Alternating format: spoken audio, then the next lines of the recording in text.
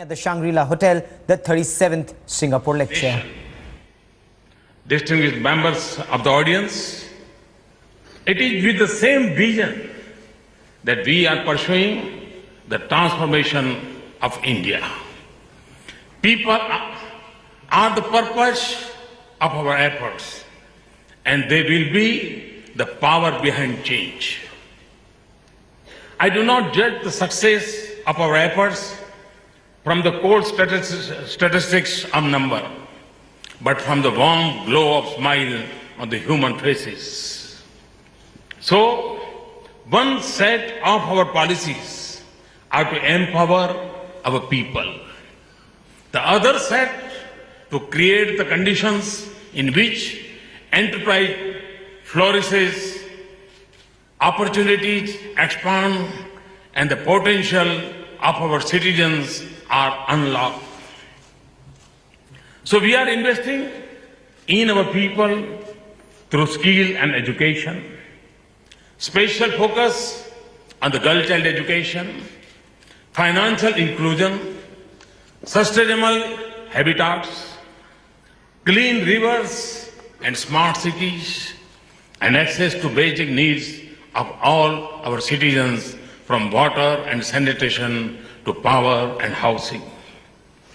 We will nurture and defend an environment in which every citizen belongs and participates, secure of her rights and confident about her opportunities.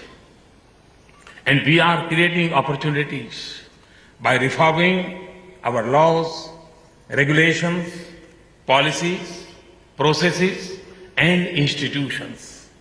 By the way we govern ourselves and the way we work with state governments.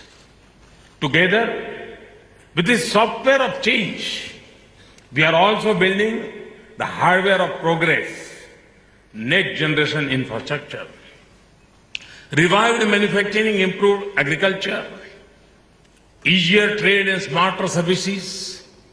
That is why we are moving on many fronts at the same time, aware of the linkages that makes up a comprehensive strategy. I learned long ago that Singaporeans are too well informed about India to be burdened with numbers by visitors even from India. In any case, for me, the emergence of India as the fastest growing major economy in the world is less important than what is more enduring. The wheels of change are moving. Confidence is growing. Resolve is stronger, and the direction is clearer. And it is spreading across the nation at the most distant village and the farthest citizen begin to join the mainstream of national economy. Distinguished guests, India and Singapore have been together at many crossroads of time. Our relationship is written in the pages of history, the footprints of culture, the ties of kinship, and the old connection of commerce. We stood together in friendship at the dawn of freedom, and we reached out to each other in a partnership of shared hopes. Singapore's success became an inspiration of Indians. And in turn, India became the hope for a more peaceful, balanced, and stable world. As India opened itself, Singapore became India's springboard to the world and gateway to the East.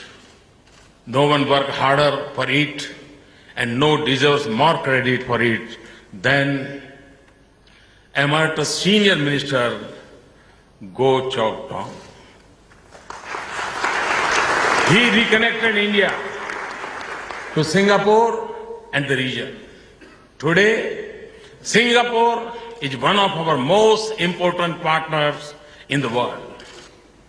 It is a relationship that is as strategic as it is wide-ranging. We have comprehensive defense and security relations. It flows out of shared interest and a common vision. Singapore holds regular exercise with end in India. Singapore is the biggest investment source and destination for India in the world. The world's most connected nation to India, the largest training partner in Southeast Asia, and a popular destination for tourists and students. Now, as we build the India of our dreams, Singapore is already a major partner in the enterprise. World-class human resources, smart cities, clean rivers, clean energy, our next generation sustainable infrastructure.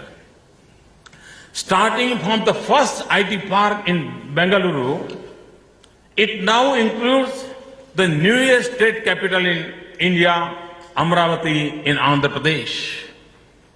Our partnership will expand as our economies grow and the framework of trade and investment improves further. But I have always seen Singapore is loftier terms.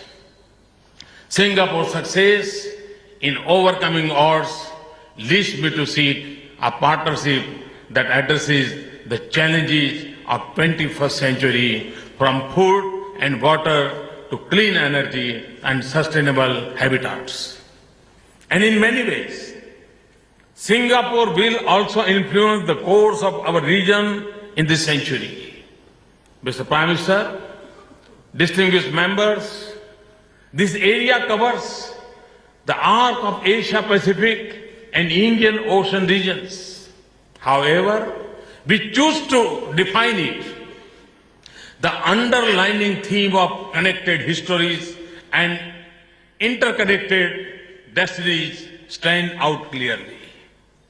This is a region of expanding freedom and prosperity.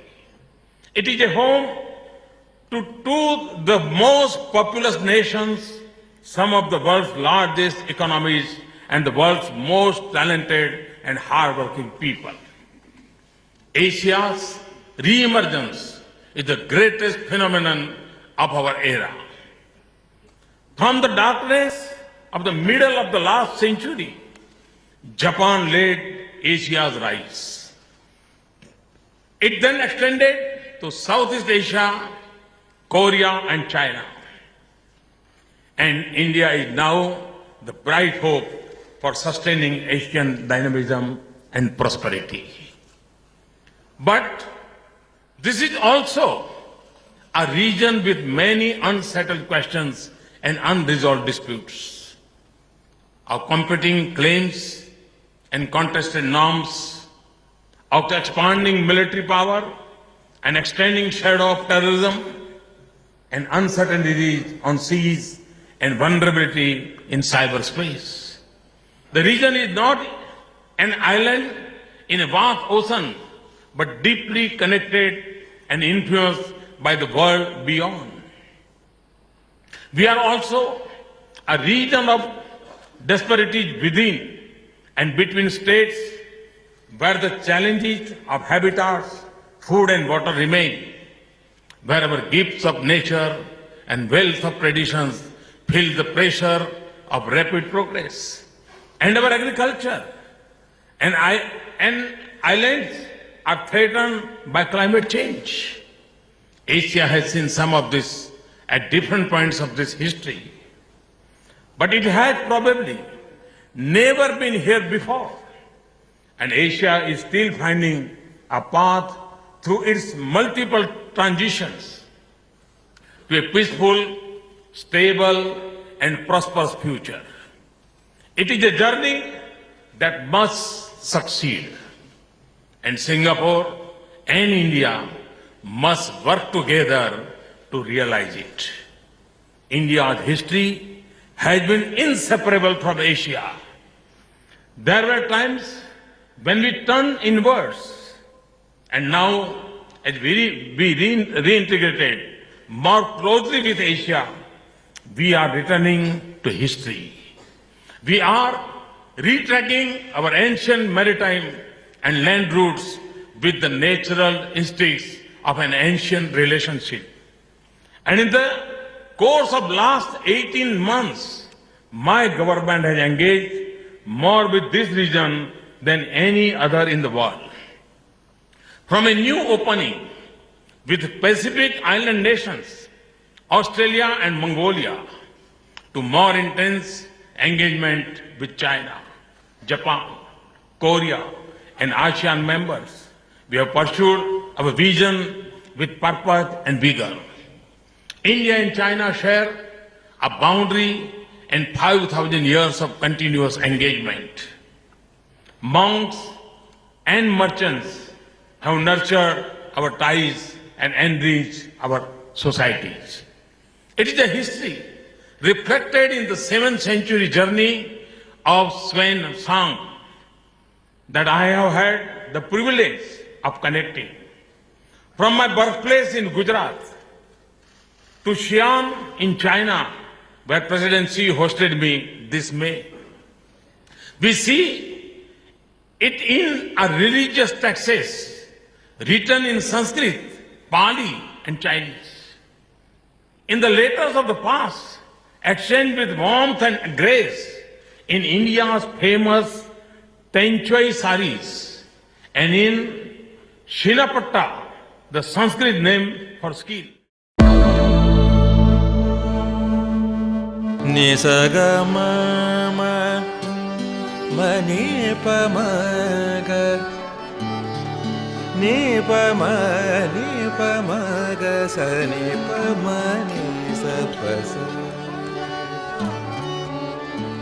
जहाँ तक